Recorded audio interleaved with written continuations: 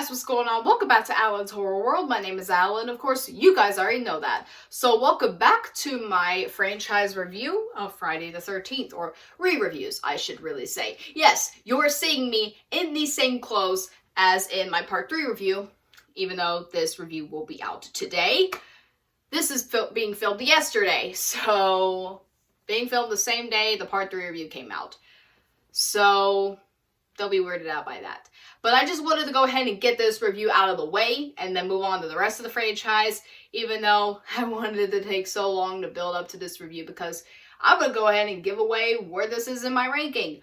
This is my favorite one. So yeah, we're reviewing this movie. Let's go ahead and get started with my review of Friday the 13th, the final chapter. So Friday the 13th, the final chapter, stars Corey Feldman, Kimberly Beck, Crispin Glover, Judy Aronson, Barbara Howard, Lawrence Monason, Peter Barton, Ted White as Jason, and is directed by Joseph Zito. This was supposed to be the final film in the franchise because Paramount was getting criticized for making so many slasher movies about teenagers having sex and dying, and they were kind of getting embarrassed, but alas, there would be 8 more installments after this film. For better or worse. Oh, I just dropped my laptop. Oh my god. Well, that's gotta be in the bloopers. A carefree lakeside vacation is interrupted by the re-emergence of killer Jason Voorhees. After he escapes from a morgue, leaving bodies in his wake, Jason travels to Camp Crystal Lake where a group of friends is staying. The teens meet some locals, Tommy and Trish Jarvis, as well as secretive hiker Rob Dier. As the group of teenagers engages in drunken debauchery, their numbers begin to dwindle, and pieces of the past resurface. So this was supposed to be the final film of the infamous Friday the 13th franchise, but like I just said, Jason can never freaking die, can he? And so we got 8 more movies after this, even though one of them didn't really have Jason as the killer. Yes, Paramount was kind of getting embarrassed by the reputation these movies were gaining, and so they wanted to deliver an epic finale to the Friday the 13th franchise. They hired Joseph Zito, who they also wanted to make him write the movie as well as direct the movie, and he's like, oh yeah, I'm totally a writer. But no, he hired Barney Cohen in secret to write the movie. He ended up getting in trouble for it in the long run, but I guess it was worth it, because if you can't write a movie, you gotta hire someone to do it for you, right? And so this movie came out on Friday, April the 13th of 1984. They literally rushed post-production in order to get this movie released on a Friday the 13th, but hey, in my honest opinion, it was worth it, because like I just said, this is my favorite of the franchise. And before I go ahead and get into my positives, there is pretty much nothing wrong with this movie to me. So let's go ahead and get into literally every single positive about the movie. First off, Ted White. Oh my god. Ted White is my favorite Jason. I love Ted White so much as Jason in this movie. I love how he is a stealthy and silent stalker in this movie.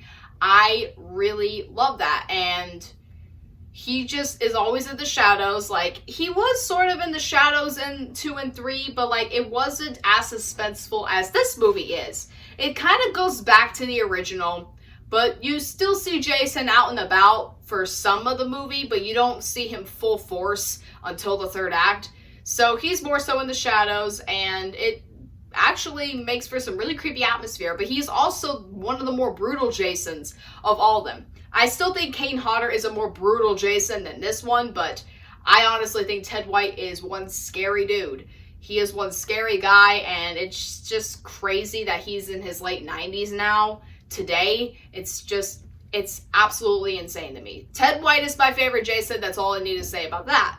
Speaking of how brutal Ted White is in this movie, every single kill in this movie is just plain awesome. With the exception of Mrs. Jarvis's death, but we don't really talk about that. Every kill in this movie is brilliant. I love all the kills here. They're so amazing. Yes, even the one where Rob is like, he's killing me! He's killing me! Yes, even that kill, because it's actually kind of creepy, even though there's a lot of comedy to it. Pretty much every single kill in this movie is plain awesome.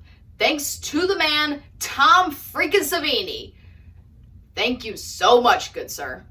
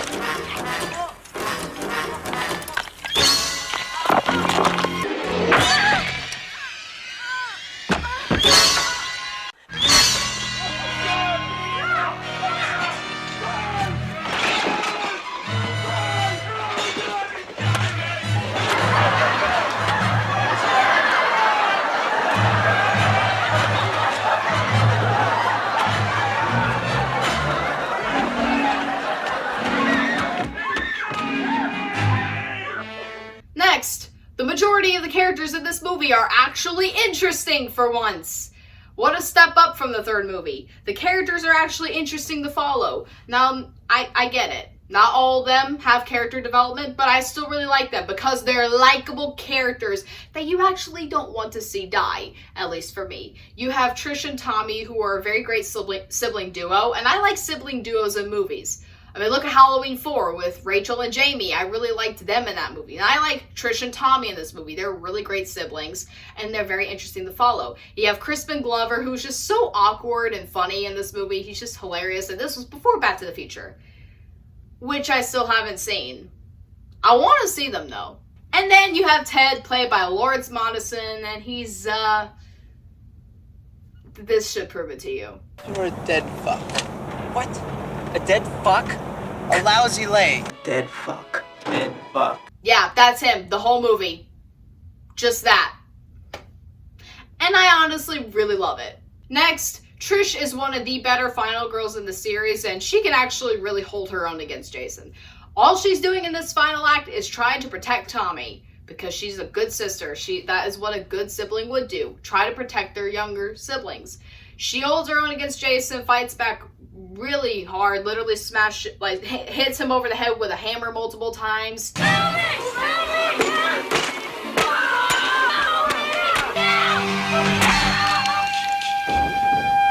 Smashes his head in with a TV. And even slices his hand open with a machete.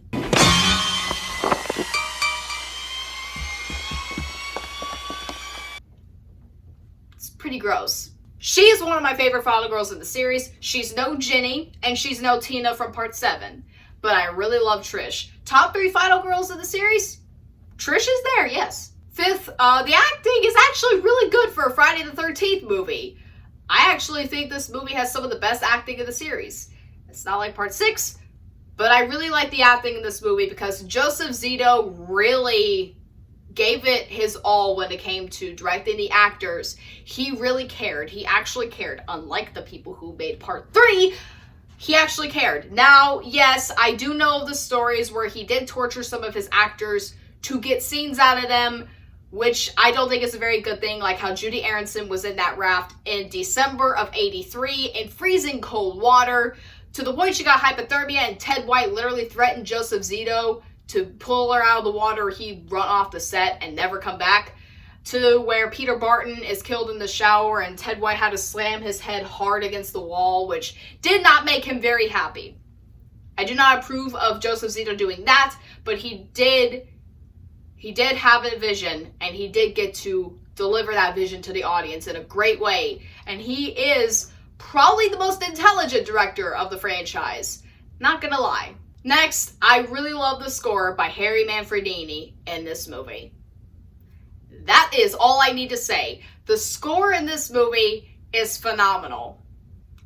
It's probably my favorite score of all 12 movies. Yes, I prefer the score over the one in the original. Gosh darn it, I love the score in that original movie. But the score in this movie is somehow better. I don't know how the guy does it. And finally, God, this is going to be a short review. The final act of this movie is probably the best of all of them. I love the third act in this movie. I love it so much.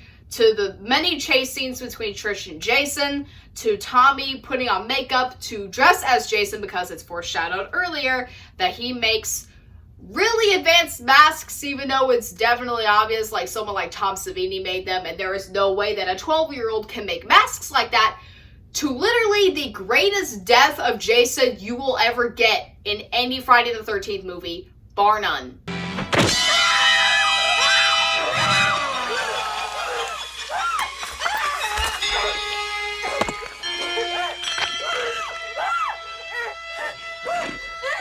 Yeah, it's pretty disgusting, but I love it. So overall, guys, no mixed aspects or negatives. This is going to be a short review. Friday the 13th, the final chapter, is an excellent Friday the 13th movie. I love it so much. I can't even describe how much I love this movie. This is one of my absolute favorite horror movies. And it's one of the greatest slasher movies ever, and it's one of my favorite sequels to any movie ever made. Yeah, I said it. I really recommend this one. I cannot describe how much I recommend this movie. It's that indescribable. I highly, highly, highly, highly recommend this movie. Especially if you want to start watching slasher movies for the first time. This is your first pick. This is the one you should do. Either that or Halloween or do a good slasher movie. If you want to pick a Friday the 13th movie to get you into the slasher genre, I either recommend this movie, the original, or part 2. But I mostly recommend this movie. This movie is incredible. It is my favorite Jason movie of all of them. It's my favorite film of the entire franchise. I highly recommend this one. And I am going to give Friday the 13th, the final chapter, an A+. So what do you guys think of Friday the 13th, the final chapter? Let me know in the comments below. Do you love this movie? Do you hate this movie? Do you just like this movie? Go ahead and let me know. We could debate about it in the replies. Let me know where this movie falls in your ranking. Is it your favorite, your least favorite, or is it just in the middle for you? Or even in your top 3? Do you prefer a movie over this one? Let me know where this is in your ranking. You don't have to give me your entire ranking. Just tell me where this is in your ranking. So go ahead and be looking forward to my reviews of Friday the 13th Part 5 all the way until the remake. Within the next several weeks, because I'm officially out of school and I'm graduating high school later tonight. A part of me can't wait, but I'm also really freaking scared. So be looking forward to those reviews, and also just be looking forward to any other horror movie review that will be coming out one day. I hope. And also, why don't you go ahead and drop a like on this review, hit the subscribe button, ring that bell so you get all further notifications for this channel, because YouTube doesn't always recommend.